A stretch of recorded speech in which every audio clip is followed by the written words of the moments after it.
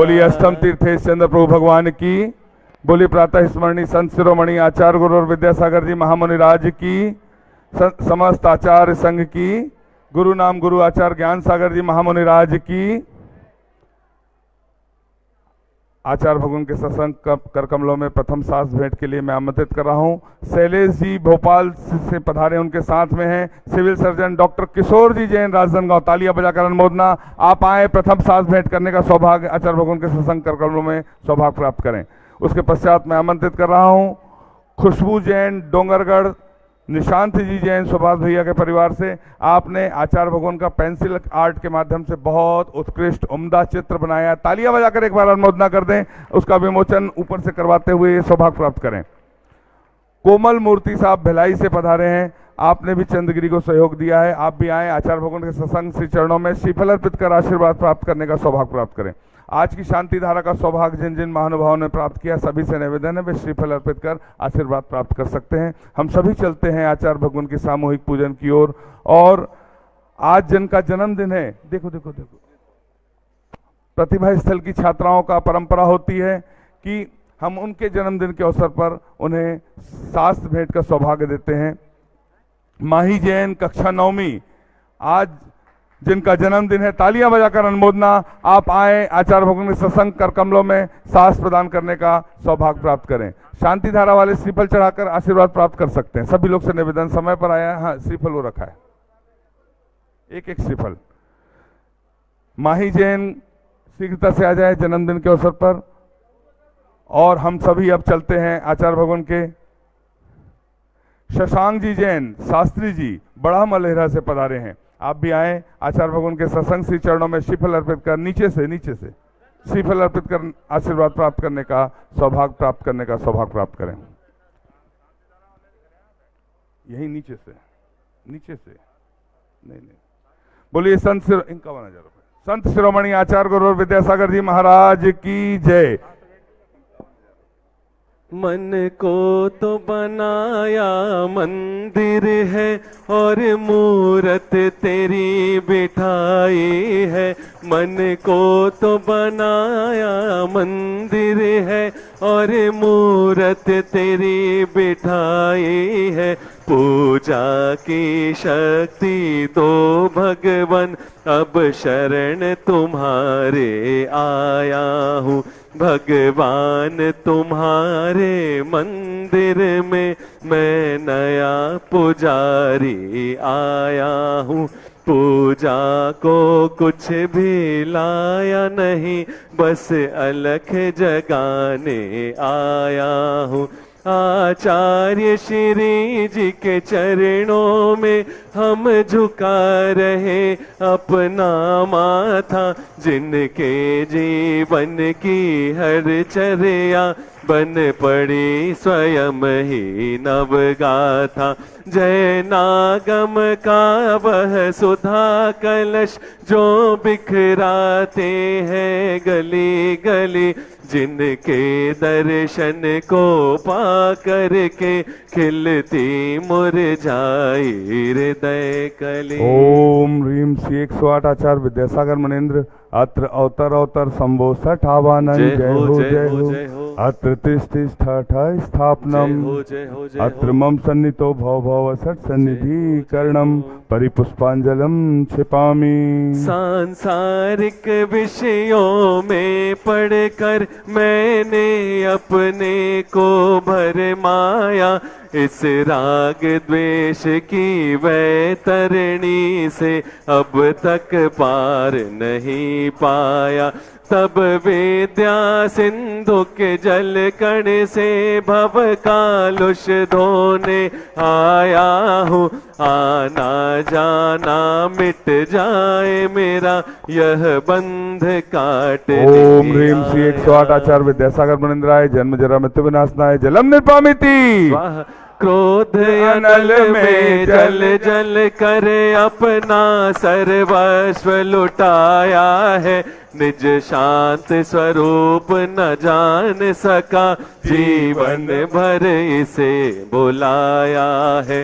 चंदन सम शीतलता पाने अब शरण आपकी आया हूँ। संसार ताप मिट जाए मेरा चंदन वंदन को ओम ह्रीं श्री 108 आचार्य विद्यासागर बनिंद्राय। संसार ताप विनाशनाय चंदनम निर्पामिति।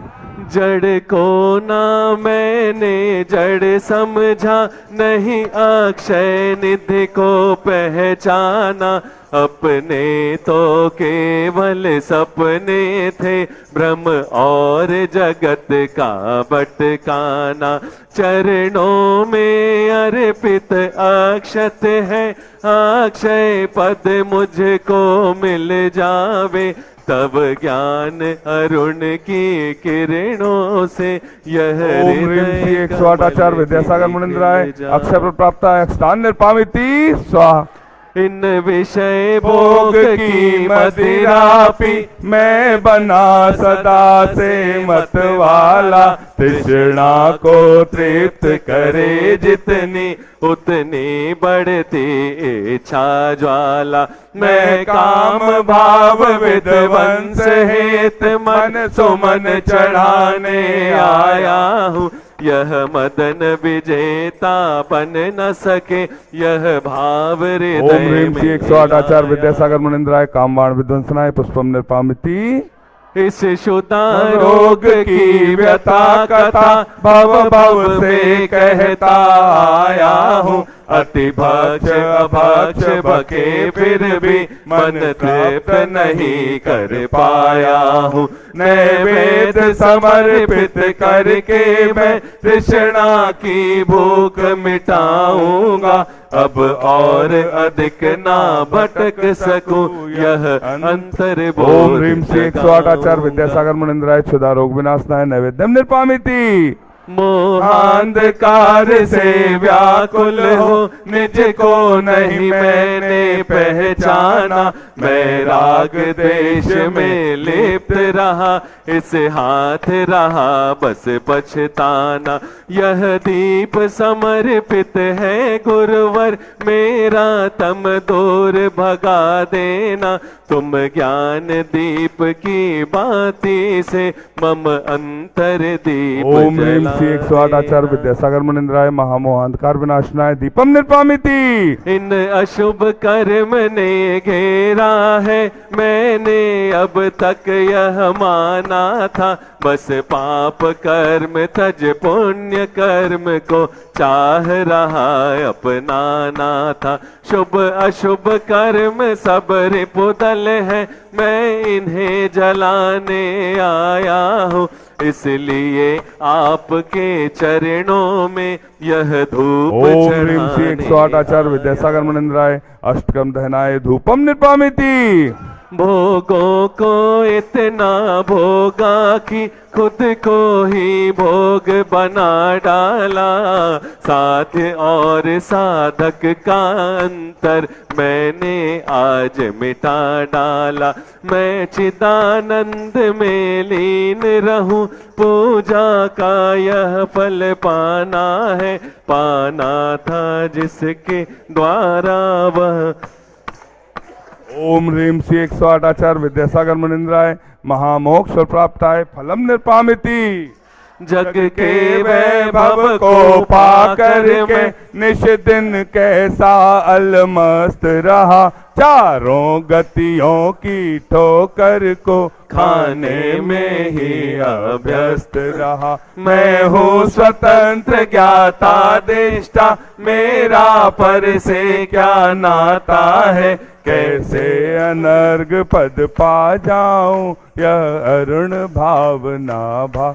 ओम ह्रीं श्री 108 आचार्य विद्यासागर मुनिंद्राय। अनपर प्राप्ताय अर्घम निर्पामिति। अब सब मिलकर एक साथ गाएं। भावों की निर्मल सरिता में अवगाहन करने आया हूँ। सबका सारा दुख दर्द हरो, यह अर्घ भेटने आया हूँ।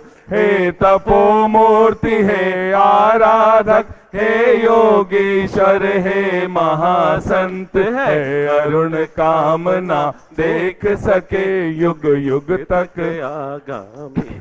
ओम ह्रीम श्री 108 आचार्य विद्यासागर मुनिंद्र राय छत्तीसगढ़ के चंदगिरी में साक्षात विराजमान, उनके पावन पुनित चरणों में जय माला पूर्णार्घम निर्पामिति। हम सभी अपने हाथों को जोड़ लें और आचार्य परमेष्ठी के सत्संग श्री चरणों में नमन करते हुए पूज्य निर्यापक समरण प्रसाद सागर जी महाराज के चरणों में निवेदन करते हैं, हे निर्यापक परमेष्ठी, अपनी अमृतमय वाणी से हमें कृतार्थ करने की अनुकंपा करें। हे भगवान, नमोस्तु नमोस्तु नमोस्तु। नमो अरिहन्ताणं नमो सिद्धाणं नमो आयर्याणं नमो उवज्झायाणं नमो लोये सभ्यसाहूणम्। चंद्रगिरी के चंद्रप्रभु भगवान की, गुरु नाम गुरु आचार्य ज्ञान सागर जी महाराज की, मूक माटी रचयिता आचार्य परमेष्ठी गुरुदेव की, पूज्य निरापक मुनि श्री समय सागर जी, योग सागर जी, नियम सागर जी, सुधा सागर जी व समता सागर जी महाराज की, मुनि श्री चंद्रप्रभु सागर जी व निरामय सागर जी महाराज की।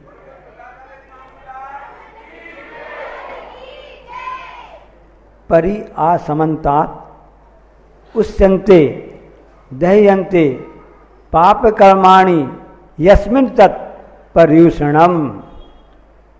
पर्यूषण की परिभाषा बता रहे हैं, जो कि हम सबके द्वार में दस्तक दे रहा है, समीप ही आ चुका है।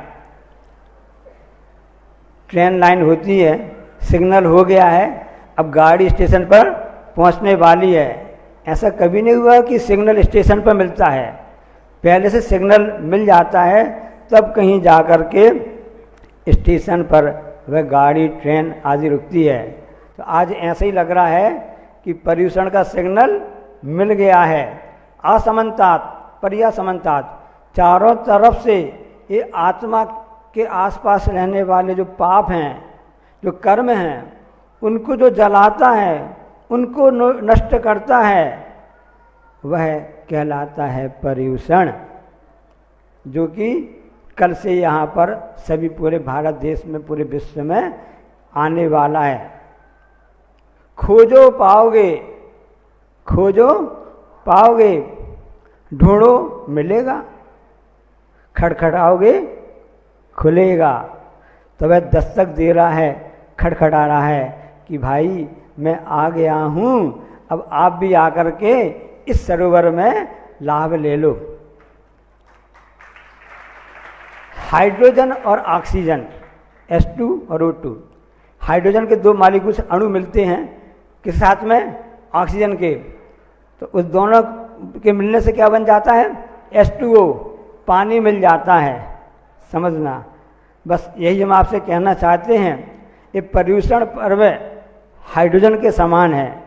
ऐसे हाइड्रोजन गैस काम नहीं आती है, और ऑक्सीजन जब कम मिलती है, जब दिक्कत जाती है, तब ऑक्सीजन जरूरत पड़ती रहती है। लोग आते हैं आचार्य चरणों में, दर्शन करके पूजन करके कहते हैं हमको तो ऑक्सीजन मिल गई, फिर से जान आ गई। हम उसके आगे की बात आपको बताते हैं। हाइड्रोजन ऑक्सीजन मिलता है, पानी बनता है, पर्यूषण ऑक्सीजन जैसा है। और आचार्य महाराज जी ऑक्सीजन, पर्यूषण हाइड्रोजन जैसे गैस जैसा है, आचार्य महाराज जी ऑक्सीजन जैसे हैं। जब दोनों मिल जाएगा तो गुरु की अमृत वाणी का पान करने हमको प्राप्त हो जाएगा। ये पर्यूषण पर्व कहलाता है। ये भादों का महीना है, और ये भादों का महीना क्या कहलाता है? व्रतों का खजाना कहलाता है। सबसे अधिक व्रत आदि जो आते हैं इस भादों के महीने में आते हैं, इसलिए पर्यूषण पर्व एक खजाने के समान हैं। हमको क्या करना है? क्या तो दिया कि खड़खड़ाओ खुलेगा। पहले ज़मीन तैयार करनी पड़ती है। जिस प्रकार से किसान सबसे पहले फसल के लिए ज़मीन को तैयार करता है, जो गर्मी के कारण से खरपतवार आदि उगाई है और यहाँ वहाँ की चीज़ें उगाई हैं, उन सब के लिए वह उसको एक सी ज़मीन करता है, एक सी लेबल करता है, तब कहीं जा कर के उसको फसल प्राप्त में 4 महीने बाद फसल प्राप्त होगी। पर्युषण पर्व इसी प्रकार से है। इन 10 दिनों में हमको वह जमीन तैयार करनी है ताकि आगे आगे समय आने पर हम ऐसे धर्म का बीज उसमें बो सकें और उसका बाद में हमारे जीवन में पूरा जीवन हमारा धर्म वृक्ष के समान हो जावे। अब आपके मन में प्रश्न होगा, ये धर्म 10 ही क्यों है? धर्म 10 ही क्यों है? विचारणीय प्रश्न है। रावण सबने नाम सुना होगा, जानते हैं ना। उनका वास्तव में पुराना नाम क्या था? दशानन था। जब बचपन में जब उत्पन्न हुआ था, पैदा हुआ था, तो उसने अपनी माँ का हार पकड़ लिया था, हार पकड़ लिया था। उस हार पूरा मोती का हुआ था, उसमें चमकते मोती थे उसमें, तो उसमें उसके 10 सिर दिखाई दिए। किसी इंसान के सिर 10 नहीं होते हैं, मुख 10 नहीं होते हैं, मुख तो एक ही होता है, लेकिन उसमें इसे 10 मुख दिखाई दिए, तब उसका नाम दशानन पड़ा। रावण प्रतीक है अधर्म का, रावण प्रतीक है अनिति का। जब अधर्म अनिति के प्रत्येक 10 मुख हो सकते हैं, तो धर्म और नीति के भी 10 मुख हैं। इसी का नाम 10 लक्षण है, जो हम सबके द्वार में आकर के खटखटा रहा है। धर्म तो एक ही होता है महाराज जी, आपने सबने कहा धर्म तो एक होता है, अहिंसा परमो धर्म की। तो बाकी 10 धर्म कैसे हो गए? समझना इसके लिए आप जो गले में माला आदि पहनते हैं, तो माला एक ही है, लेकिन उसमें 10 मोती पिरे हुए हैं, 10 मणियों से में पिरे हुए हैं। अहिंसा धर्म में तो एक है, बाकी उत्तम क्षमा आर्जव मार जितनी भी हैं 10 हैं, ये उसकी मोती के समान है, ये उसकी मणियों के समान है। आप उपयोग करते हैं किस वस्तु का?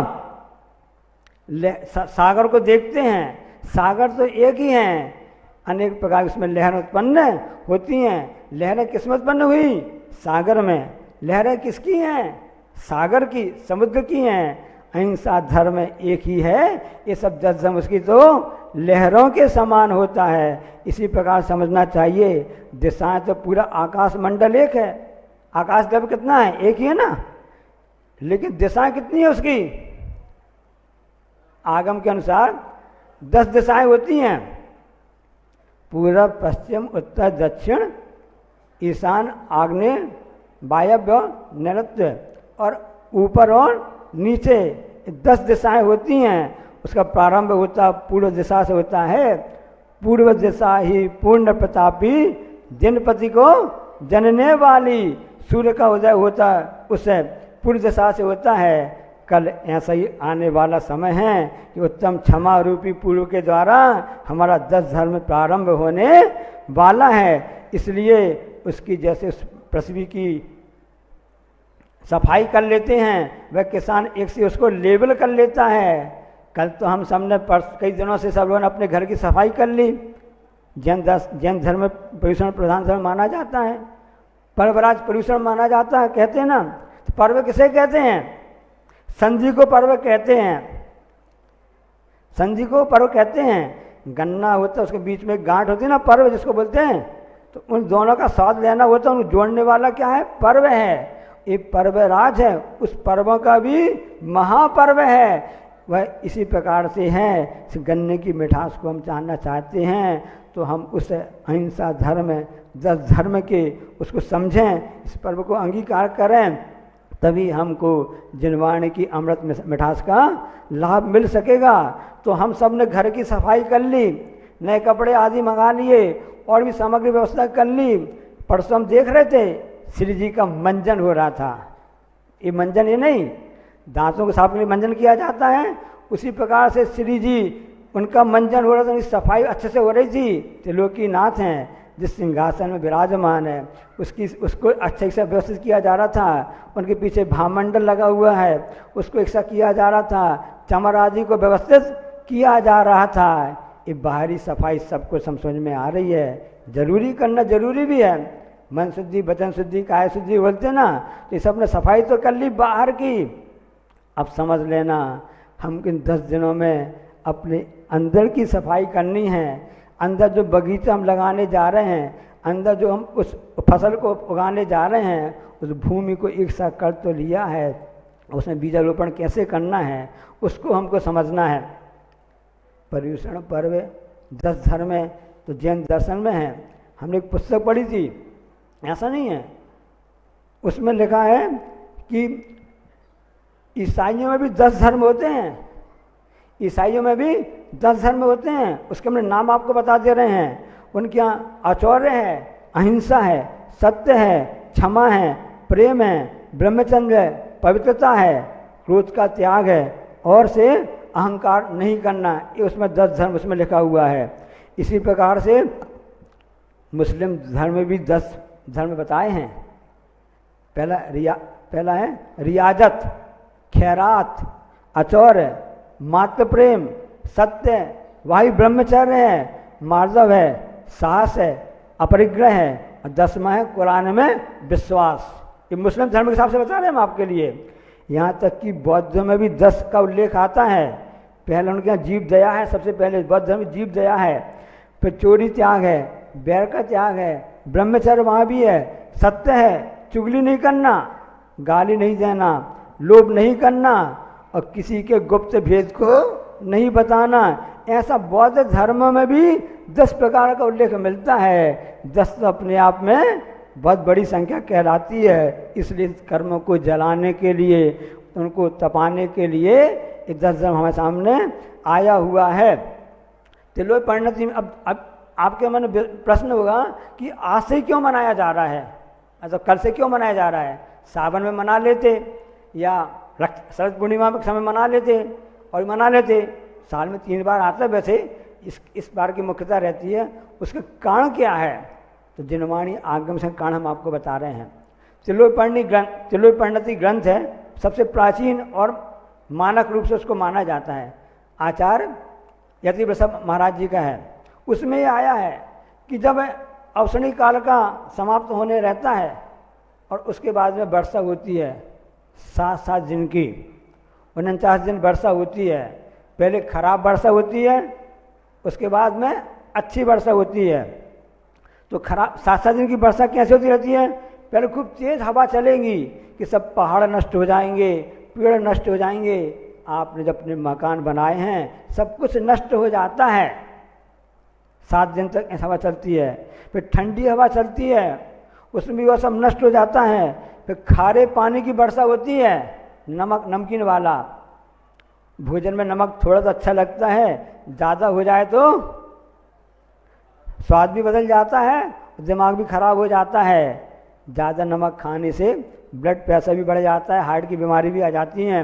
अब सोचो उस समय जब 7 दिन से बर्फ भी सिर्फ खारा पानी बरसेगा, क्या होगा, छाड़ के अलावा पूरा सब कुछ जल जाता है। उसके बाद में विष जो होता है ना, जहर, उसकी वर्षा होती है 7 दिन तक।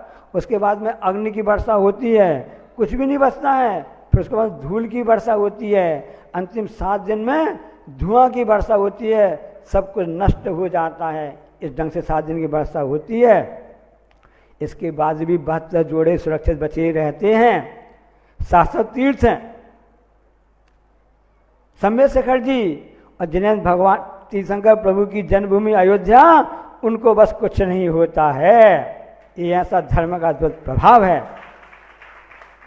7 दिन बाद, उसके बाद में 49 दिन अच्छी वर्षा होना चालू हो जाती है।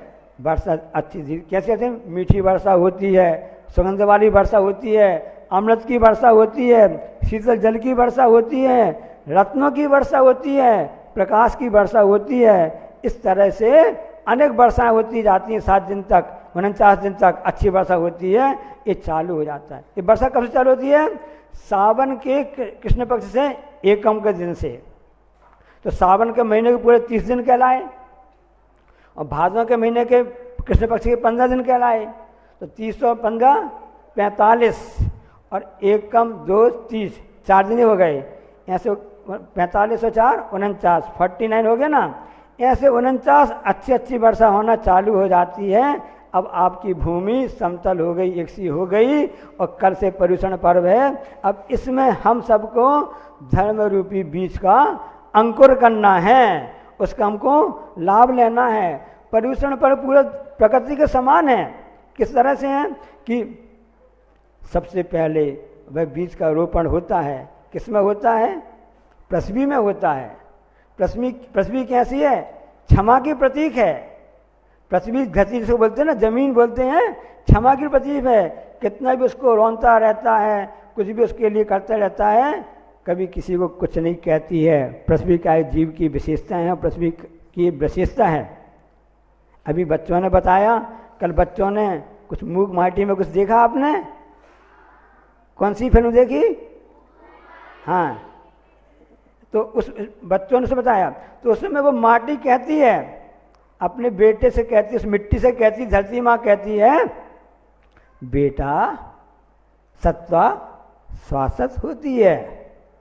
गुरु जी की कृति है, नाम है मूक माटी, और पता नहीं क्या क्या चीज कहती रहती है, संदेश देती रहती है। तो वह पहले पृथ्वी जो है क्षमा की प्रतीक है, सबको क्षमा करती है। उसमें बीज का रोपण हो रहा है। बीज कभी मुलायम नहीं होता है, बीज कठोर होता है। वह बीज उसके अंदर जाता है, वहाँ पर अपने आप को उस मिट्टी के माध्यम से मुलायम करता है, पानी के माध्यम से मुलायम करता है, अपने उस घमंड को तोड़ता है, अपने आप में मार्दव गुण प्रकट करता है। तब कहीं जाकर वहाँ पर वह बीज का रोपण वहाँ पर होता है। और उसके बाद में जब उसको ठंडी हवा आदि मिलती है, पानी आदि का जल का सिंचन होता है, वह बीज अपने हिसाब से अंकुरित होने लगता है। जब बीज अंकुरित होता है, तो जब उसे छोटा सा पौधा निकलता है, तो कभी तिरछा नहीं निकलता है, कभी पौधा कैसे निकलता है? सीधा निकलता है। ये बात की बात अलग है, जब पेड़ बड़ा होता जाता है तो उसकी टहनी और पेड़ आपस फिर बाद में तिरछा हो जाता है। तीसरा धर्म है, आठवां धर्म आने वाला है, समझने के लिए बता रहे हैं। आज तो भूमिका है, इंट्रोडक्शन है, ताकि हम सतर्क हो जाएं, अलर्ट हो जाएं, सावधान। घंटी बज चुकी है, अब प्लेटफार्म में हमारी ट्रेन आने वाली है। इसलिए आठवां धर्म कह रहा है कि ऐसे सरल हो जाओ, तभी वह वृक्ष पौधा ऊपर आगे बढ़ता है। पूरी प्रकृति है, जैन दर्शन पूरा प्रकृति से जुड़ा हुआ है। जैन धर्म के जितने भी सभी कुछ हैं, सब प्रकृति से जुड़े हैं। आप प्रकृति से जुड़े रहेंगे, आप सुरक्षित पूर्ण आयु को प्राप्त हो जाएंगे।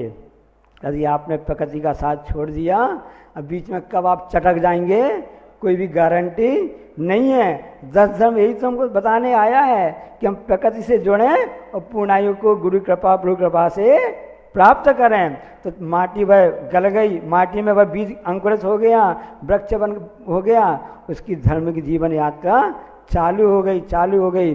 अब इसके बाद में वह अंकुरित हो जाने लगता है और इस बड़े आकाश को प्राप्त होता है। ये पूरा सत्य है, सत्य में वो जयते कहते हैं ना, इस आकाश को प्राप्त हो जाता है। उसका संयम के साथ बंधन भी चालू हो जाता है। यदि मान लो कोमल रहा तो गिर सकता है, उसके सपोर्ट के लिए, उसकी व्यवस्था के लिए, उसको सहायता देने के लिए संयम का उसमें अपना बंधन हो जाता है। और वह जब सूर्य के प्रखर प्रताप से तप के द्वारा और मुखरित होता है और आगे बढ़ता जाता है, तो तप धर्म यही बताएगा हम सबके लिए। और जब उसके बाद में वह पौधा वृक्ष बन जाता है, पूरे जगत संसार को मीठे मीठे फल देना चालू कर देता है। वही तो त्याग है, वही तो उसका दान है। और उसके बाद में अकेला खड़ा रहता है। आप तो घर में आके छिप जाते हो, वृक्ष तो अकेला ठंडी गर्मी और धूप सबको अकेला सहन करता रहता है। मैं अकेला हूँ, अकेला जाऊंगा, हमारा कोई भी नहीं है। यही तो आकिंचन धर्म है। और कौन सा धर्म है? और उसके बाद में ब्रह्मचर्य कहता है कि मुझको तो अब इस परम ब्रह्म में लीन होना है। मेरी जो यात्रा हुई है, मैं अभी एकेंद्रीय हूँ, मैं आगे जाकर के अपनी यात्रा करूँगा, पंचेंद्रीय बनूंगा, संगी बनूंगा, जैन कुल में आऊँगा, श्रावक धर्म को पालन करूँगा, गुरु चरणों में आऊँगा और चंद्रगिरी डोंगर में यहाँ पर मैं इस क्षेत्र के आसपास उत्पन्न होऊंगा, प्रभु की आराधना करूँगा, भक्ति करूँगा और दीक्षा लेकर के मोक्ष चले जाऊँगा। ये मोह से लेकर मोक्ष की यात्रा तो है। पंडित जी प्रवचन कर रहे थे और प्रवचन करते करते क्या हुआ, उनके मुख से क्या लाड़ बोलते ना, वो गिरने लगी। पंडित जी प्रवचन में कर रहे थे, किसी ने बोला पंडित जी आपकी लाड़ टपक रही है। पंडित जी कहते, भाई ऐसा नहीं कहो, ये तो गंगा की धारा बह रही है। पंडित जी ने क्या कहा, ये गंगा की तो धारा बह रही है। अच्छा अच्छा ठीक है, प्रवचन हो, सब हो गया। अब उसके बाद में वो एक व्यक्ति आया, उसने कहा पंडित जी अपना मुख खोलिए। तो पंडित जी ने समझा, अरे चलो अच्छी बात है, हमारा प्रवचन बहुत अच्छा हुआ होगा, बहुत इम्प्रेसिव प्रवचन हुआ होगा, सबको अच्छा लगा होगा, मेरे प्रवचन से व्यक्ति तो बहुत खुश हो गया है, हमको कुछ मीठा लड्डू खिलाने के लिए लाया है, अच्छी बात है। उस पंडित जी ने अपना प्रवचन के बाद अपना मुख खोल दिया और उसमें सामान उसमें डाल दिया। अब वो जैसे ही पंडित जी के मुख के अंदर गया, क्या क्या खिला दिया, थू थू ऐसा करने लगे। उन्होंने कहा, ये भाई तुमने मुझे क्या खिला दिया, मैं समझा था कि तुमको अच्छा प्रवचन लगा है, तुम हमको लड्डू मिट और क्या आज धासन, आज क्या धासन क्या है, कौन सी आज क्या है, हाँ आज तो कल से व्रत लग जाएंगे, जैसे खाने कुछ भी अपने हिसाब से मिलेगा नहीं, आज जितना अच्छा खा पी लो, जितनी भी हरी है, जितना जो कुछ है आज कर लो, है ना। कल रोट 30 थी और आज कौन सा है, दासन चौथ है। पंडित जी खुश हो गए कि हमको लड्डू खिलाना मिलेगा, तुमने क्या खिला दिया, ये तो पंडित जी ये तो वो है, मुंह कड़वा हो गया, ये तो पूरी डस्ट है ना, राख होती, मुर्दा आदि जल जाता ना, इंसान जल जाता है, डेड बॉडी रहती है, तब भी उसकी राख निकलती है ना। तो उसने तुम क्या खिला दिया, उसने हाथ जोड़े, पंडित जी आपने कहा था कि मेरी तो गंगा की धारा बह रही है, गंगा की धारा बह रही है। अभी हमारे कुछ दिन पहले हमारे घर के पिताजी माँ का अवसान हो गया था, हमने सोचा उनकी जो खारी बची हुई है, खारी है, हम बनारस जाएंगे, इलाहाबाद जाएंगे, उतना समय लगेगा, आपके प्रवचन छूट जाएंगे, समय खराब हो जाएगा, और वैसे ही ट्रेन लेट हो रही हैं, ट्रेन कैंसिल भी हो गई हैं, समय पर नहीं पहुंच पाएंगे, हमारा नुकसान हो जाएगा। आपने कहा गंगा की धारा है, हमने सोचा वहां पर क्यों जाए, क्यों परेशान हो, इसी को मैंने गंगा समझ करके। बंधुओं हमारी स्थिति भी ऐसी ही है, जैसे पंडित जी की स्थिति वैसी स्थिति हम सबकी ही है।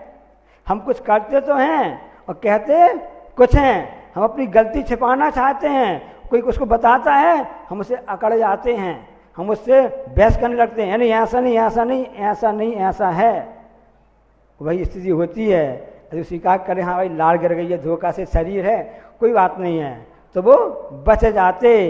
यही धर्म हमको सिखाने आया है, 10 धर्म हैं, मन में होए सो वचन उचरिए, वचन होए सो तन सो करिए। इन तीनों में एकता जब हमारे में एक साबित हो जाएगा, वह दूर नहीं है, हम भी अरहंत परमेष्टि और सिद्ध परमेष्टि में हमारा भी नाम आ जाएगा। हम यही कहना चाहते हैं, रावण के जब अधर्म के 10 धर्म हैं, धर्म और नीति के पर्यूषण के 10 धर्म हैं, जो हमको खजाना कल से मिलने वाला है, और गुरु मुख से हमको उसका वर्णन सुनने मिलेगा, उसको हम सबको अंगीकार करना है, स्वीकार करना है। क्योंकि पढ़ना लिखना समझना, प्रतियोगिता में भाग लेना, इनाम जीतना सब कुछ सरल है, बस करना कठिन है। हम करना सीख लें, बस यही हमारे लिए सबसे बड़ी उपलब्धि होगी। इसलिए खोजो पाओगे, ढूंढो मिलेगा, खटखटाओ खुलेगा। अहिंसा परमो धर्म।